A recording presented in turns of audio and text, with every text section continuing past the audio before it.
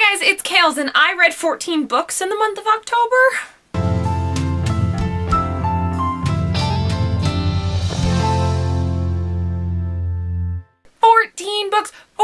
That's like 2 a day. Don't ask me how.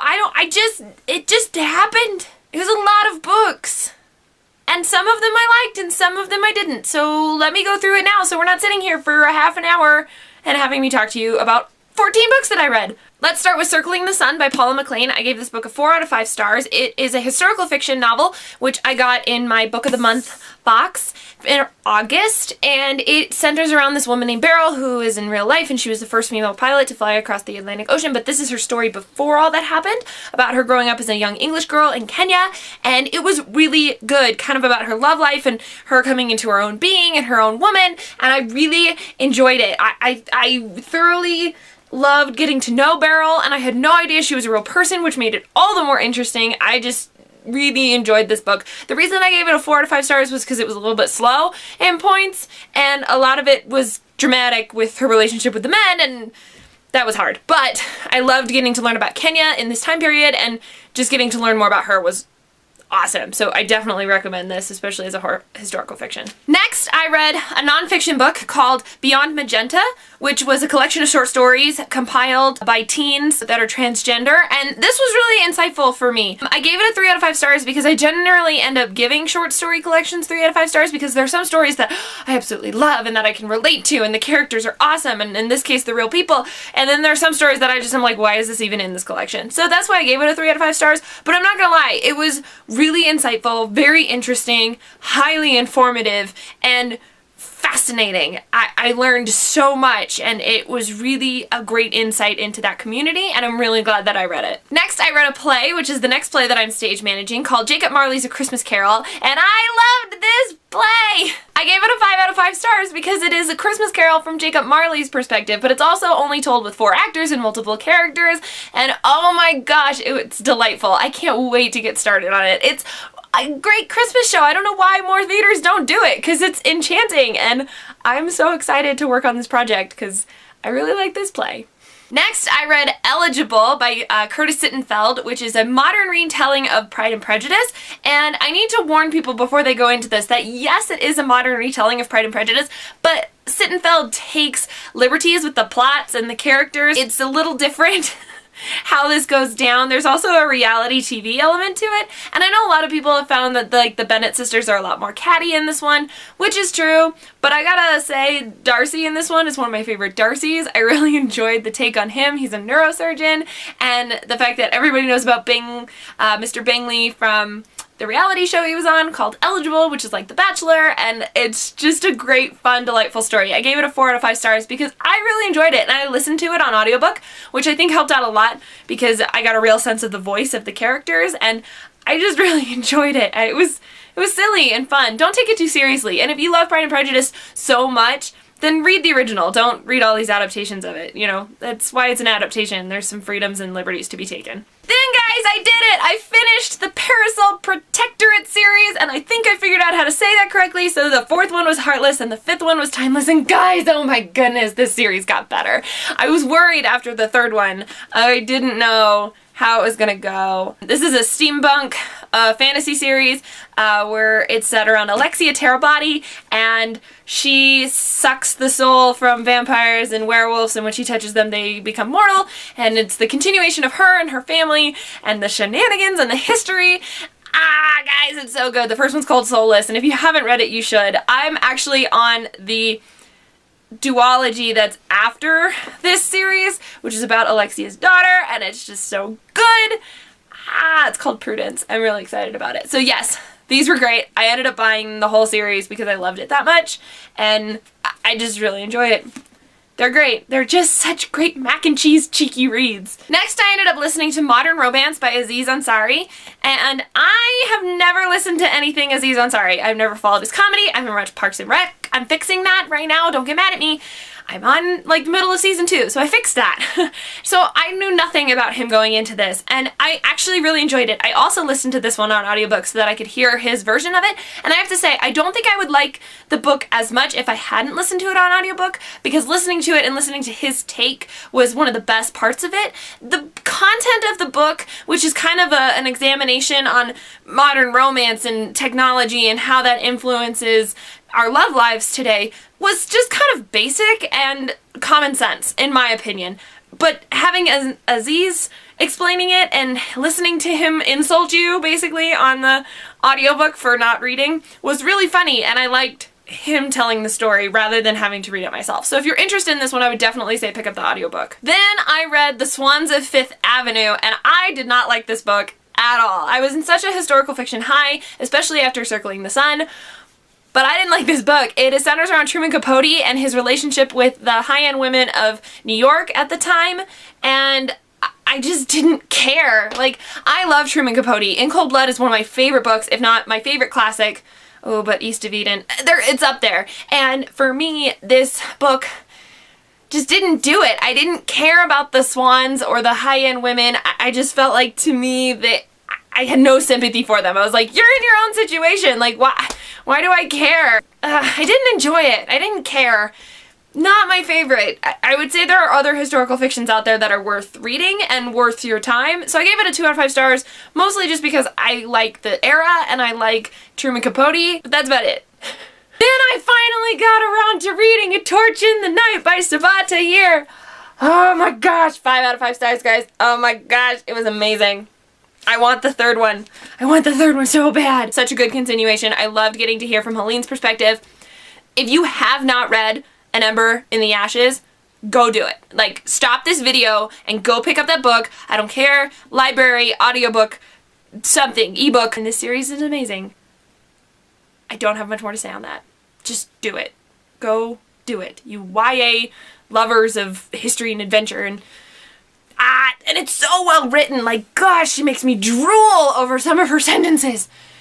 I'm excited to see what more this world has to bring, because the magic is confusing to me, but we'll learn more. We will. I don't even want to talk about this book. I didn't like this book at all. Ugh. This is the luckiest girl alive. I gave this book 3 out of 5 stars, and I'll tell you why. I was trying to branch out to prepare myself for the whole mystery thriller YA books awards thing and Spooktober and all of that. And so I decided to pick up what I was told was the mildest of all of those, like, Gone Girl, Girl on a Train, Luckiest Girl Alive, the girl thriller crazy women books. So I picked this one up, and holy crap, it was intense. Also, I do not recommend listening to it on audiobook, because there are some really graphic, really sick, violent things in here that I did not want to listen to. I did not like this book. But I gave it a 3 out of 5 stars because for those of you who do like Gone Girl, Girl on a Train, that whole trend that is right now, even Girl with the Dragon Tattoo, I would say, is another one. Again, with Girl, like, that's a video. Also, Girl, Not Woman. Anyway, I'll get to that one later. But if you like that, this is really good. It's a good genre. I don't like the main character. I thought she was crazy, and I don't appreciate some of the gun violence. It was not good for me and my sensitive soul. But again, I can appreciate it in its genre, in its place. It has its place, just not on my bookshelf. So then after The Luckiest Girl Alive, I was like, I need to read a happy book. So I picked up The Rosie Project, which, oh my gosh, this is a rom-com in a book. This book centers around Dr. Don Tillman, who is wired differently. It's implied in here that he has Asperger's, but it is not confirmed. He is not diagnosed. He just says that he's wired differently, and I appreciate that a lot. And he meets Rosie when he's trying to start what he calls the wife project, because he's decided it's time for him to get a wife. And then Rosie does not meet all of his qualifications, but things happen, and it's delightful. If you want a happy light read, read The Rosie Project. Do not read The Rosie Effect.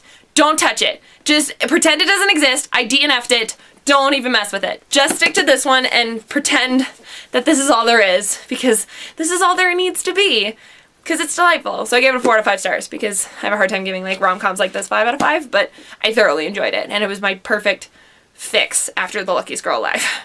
like spot on what I needed of happiness and joy and not scary.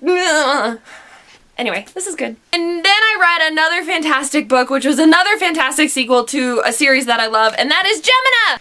Oh my gosh, this was the sequel to Illuminate, and I was so excited to finally read it! Guys, I read it in like 2 days, even though it's like 700 pages long, and it was amazing and so good. I was kind of disappointed at first that it didn't follow the same characters right away. They get tied in later, don't worry. Pick up Illuminate if you haven't.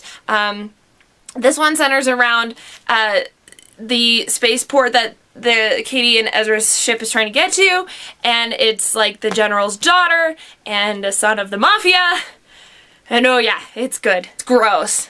Oh, it's so gross. Ugh.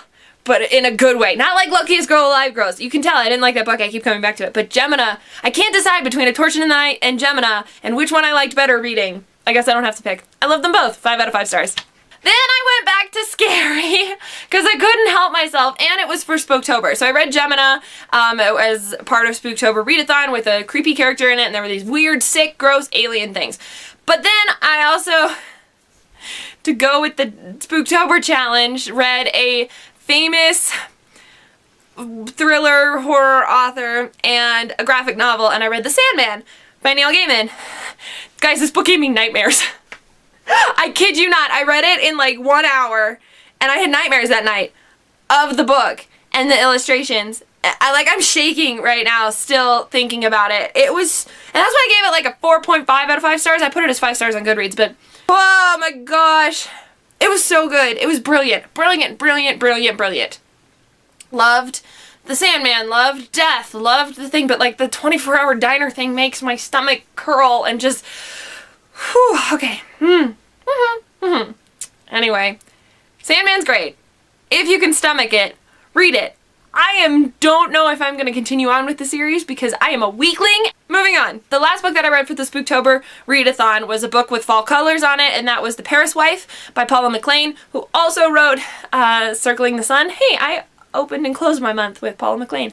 I liked this book less than Circling the Sun, and it was merely because I already knew what happened to Hemingway and Hadley, which this book centers around Hadley, and who was Hemingway's first wife, or also known as the Paris Wife to historians and those who study literature.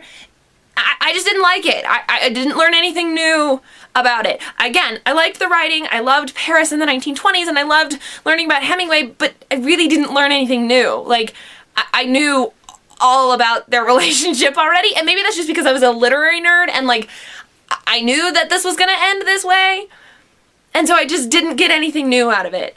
It's still a good story, and it was still real well written, which is why I gave it a 3 out of 5 stars, but I was just bored a lot of the time. So yeah, that's 14 books in 1 month. Here's some of them. I officially read 3 books for Spooktober, completed 4 categories, of which I was really proud, and I was really excited. Thank you guys so much for participating in Spooktober. Look out for a book battles announcement that is coming up very soon about the 10th and final episode of 2016 for book battles. Our all-star round, it's gonna be great. Yeah. This video is super long, so here we go. We're gonna end it. Until next time, guys, bye! Bye, Amy, Kristoff, and Jay Kaufman. No, I did that wrong. Amy Kaufman and Jay Kristoff. I mixed them up. Regardless. So bad my white balance is going crazy. I want this book. I want it now. I want it now. No, guys, it was so good. I'm also unhauling this if you couldn't tell. I just don't want to keep it anymore. The last book that I read for Spooktober